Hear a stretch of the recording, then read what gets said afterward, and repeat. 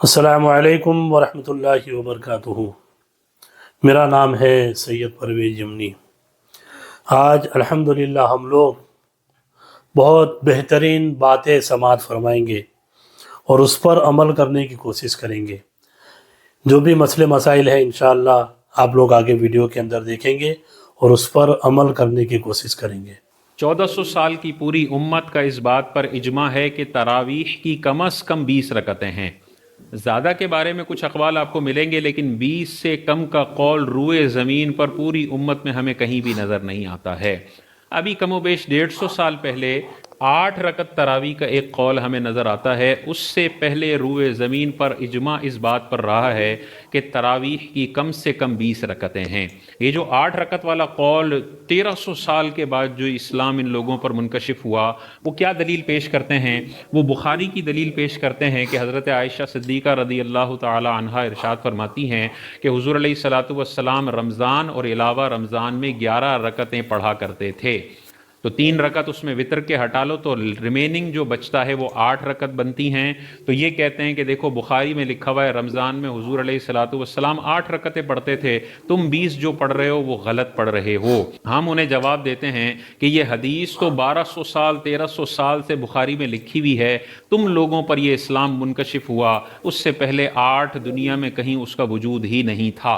اس حدیث میں ہی غور کر لیا جائے تو ہمیں واضح طور پر تمہارا جواب اس حدیث میں ہی ملتا ہے کہ عائشہ صدیقہ ارشاد فرماتی ہیں رمضان اور علاوہ رمضان میں حضور علیہ السلام 8 رکعت پڑھتے تھے۔ علاوہ رمضان میں تو کوئی تراویح نہیں ہوتی، تو علاوہ رمضان میں تراویح نہیں ہوتی، عائشہ صدیقہ ارشاد فرماتی ہیں 8 رمضان اور علاوہ رمضان میں پڑھ رہے تھے۔ معلوم ہوا یہ 8 رکعت تراویح نہیں بلکہ تہجد کی بات ہو رہی ہے، اور حضور علیہ الصلوۃ والسلام کا معمول تھا کہ تہجد کے لیے تاجدار کائنات 8 رکعت پڑھا کرتے تھے۔ کہاں تہجد کی بات ہو رہی ہے اور کہاں اس کو اٹھا کے تراویح پر فٹ کر دیا اور پوری امت کو کہا کہ تم سب 1400 سال سے غلط کر رہے تھے، ہم آئے ہیں دین تمہیں سکھانے کے لیے۔ تو بھائی وہ دین جو 1200 سال کی لیگیسی کو ریجیکٹ کرے، اس نئے دین کو ریجیکٹ کرنا ہمارے لیے ضروری ہے۔ 8 رکعت تراویح بالکل غلط معاملہ ہے، یہ تہجد کے بارے میں آیا۔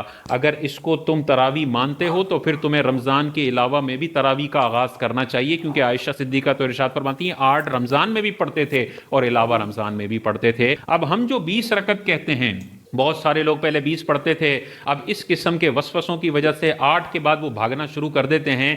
یہ 9 دلائل وہ اپنے ذہن میں رکھ لیں تو اس کے بعد سارے وسوسے ان کے دور ہو جائیں گے اور انشاءاللہ دوبارہ وہ راہ ہدایت پر آ جائیں گے اور 20 پڑھنا شروع کر دیں گے۔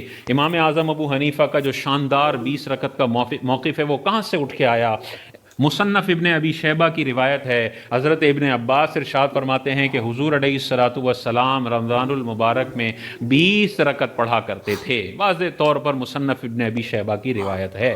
اسی مصنف ابن ابی شیبہ میں حضرت عمر رضی اللہ تعالی عنہ کا قول منقول ہے کہ آپ نے ایک شخص کو حکم دیا کہ لوگوں کو 20 رکعت تراویح پڑھاؤ۔ کنز العمال حدیث کی کتاب ہے، اس میں حضرت ابی بن کعب رضی اللہ تعالی عنہ ارشاد فرماتے ہیں کہ مجھے حضرت عمر نے یہ حکم دیا کہ میں لوگوں کو 20 رکعت تراویح پڑھاؤں۔ اتنا واضح فرمان ابن عباس کا بھی ہے، عمر کا بھی ہے۔ حضرت ابی بن کعب جو صحابہ کے تراویح کے امام ہوا کرتے تھے، ان کو عمر نے حکم دیا کہ 20 رکعت پڑھاؤ۔ موطا امام مالک کے اندر حضرت عمر کے دور کے بارے میں یہ قول منقول ہے کہ لوگ حضرت عمر کے دور میں 23 رکعت پڑھا کرتے تھے، یعنی 20 تراویح کے اور 3 وتر کی نماز کے رکعتیں پڑھا کرتے تھے۔ سنن کبریٰ شریف کے اندر یہ حدیث پاک ہے، حضرت علی رضی اللہ تعالیٰ عنہ کا یہ قول ہے کہ آپ نے تراویح کے امام کو 20 رکعت تراویح پڑھنے کا حکم ارشاد فرمایا۔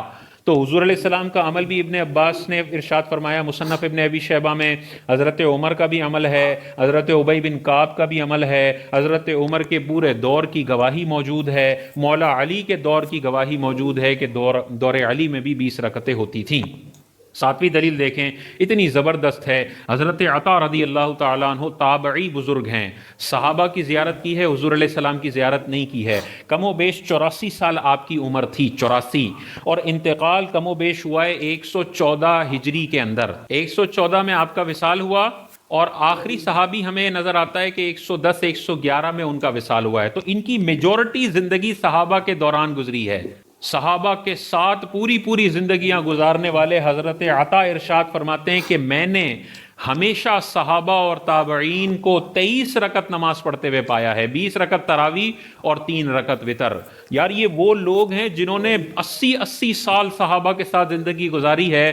وہ اپنی آنکھوں دیکھا حال بتا رہے ہیں کہ ہمیشہ صحابہ رمضان المبارک میں 20 رکعتیں پڑھا کرتے تھے. اب کوئی 1400 سال بعد آ کے کہے کہ نہیں وہ سب غلط سمجھے ہیں، میں جو بخاری کی شرح کر رہا ہوں نا وہ صحابہ کو بھی سمجھ میں نہیں آئی، تو بھائی اس کو آپ نے ریجیکٹ کرنا ہے اور آپ نے یہ جلیل القدر لوگوں کی باتوں کو ماننا ہے، ورنہ گمراہی اس بندے کا مقدر بنے گی. اور امام ترمذی نے تو مسئلہ ہی حل کر دیا. امام ترمذی اتنے بڑے محدث ہیں، صحاح ستہ کی 6 کتابوں میں آپ کی کتاب شامل ہے. آپ کیا ارشاد فرماتے ہیں؟ اکثر اہل علم 20 رکعت تراویح کے قائل ہیں، جیسا کہ حضرت علی اور حضرت عمر اور دیگر صحابہ نے روایت فرمایا ہے. یہ امام ترمذی ارشاد فرما رہے ہیں. اور سفیان ثوری، عبداللہ بن مبارک اور امام شافعی کا بھی یہی قول ہے. اور آگے امام ترمذی امام شافعی کا قول نقل کر کے مسئلہ ہی ختم کر دیتے ہیں. جو 20 رکعت تراویح کے حوالے سے اپنا منہ کھولتا ہے اور کہتا ہے یہ سب حنفی غلط کر رہے ہیں، 8 پڑھنی چاہیے، ان لوگوں کے منہوں پہ ایسا زبردست اور زوردار تماچا امام ترمذی نے مارا ہے. آپ ارشاد فرماتے ہیں کہ امام شافعی ارشاد فرماتے ہیں کہ میں نے شہر مکہ میں ہمیشہ لوگوں کو 20 رکعت تراویح پڑھتے ہوئے دیکھا ہے. امام شافعی اتنے بڑے امام فرماتے ہیں ساری زندگی 20 رکعت مکہ میں نے پڑھتے ہوئے دیکھا ہے. حضرت عطا تابعی بزرگ ہیں، 80 سال سے زیادہ عمر پائی، میجورٹی عمر صحابہ کے ساتھ گزاری. فرماتے ہیں 23 رکعت ہوا کرتے تھے، 20 تراویح کے 3 وتر کے. ابی بن کعب فرما رہے ہیں مجھے عمر نے حکم دیا 20 رکعت کا. حضرت عمر فرما رہے ہیں 20 رکعت پڑھاؤ. مولا علی فرما رہے ہیں 20 رکعت کا میں تمہیں حکم دیتا ہوں. ابن عباس رضی اللہ تعالیٰ عنہ حضور علیہ الصلوۃ والسلام کا عمل نقل کرتے ہیں. اتنا جمہور لوگ موجود ہوں اور 8 کا روئے زمین پر کہیں فتوی ہی موجود نہ ہو 150 سال پہلے، یہ روشن دلائل ہیں جو چیخ کر بتا رہے ہیں کہ 150 سال پہلے کا جدید دین نہیں قبول کرو. 1400 سال کی جو لیگیسی آئی ہے، جو امام اعظم نے اتنے شاندار دلائل کے نتیجے میں ہمیں فقہی انسائکلوپیڈیا دے دیا ہے ظاہر الروایہ کتاب کی شکل میں، ان کو اپنے سینوں سے لگا لو تو ہمیشہ تم گمراہی سے بچنے میں کامیاب ہو جاؤ گے. ورنہ ایک حدیث کی بنیاد پر، اس کا غلط ترجمہ کرنے کی بنیاد پر اگر غلط سلط مسائل اخذ کر لیے تو میدان محشر میں ذلت اٹھانی پڑے گی کہ تم نے پوری 1400 سال کی لیگیسی کو ریجیکٹ کر کے تم 8 پر اکتفا کر رہے تھے، تم 20 پڑھ لیتے، تمہیں اتنے دلائل نظر آئے. اب تم نے 8 پڑھی ہے تو بقیہ 12 کا حساب دینا پڑے گا. اور 20 پڑھنے والوں کو جو تم نے گالیاں دی ہیں، تم نے برا بھلا کہا ہے، تو اصل میں جو تم نے غلط کہا ہے وہ ان جلیل القدر ہستیوں کو کہا ہے. تو ایسے جدید دین کو ہم نے ریجیکٹ کرنا ہے اور صحابہ کے دین کو، تابعین کے دین کو، ائمہ حدیث کے دین کو اپنے سینوں سے لگانا ہے. تو آپ تمام حضرات نے ویڈیو کو مکمل دیکھا.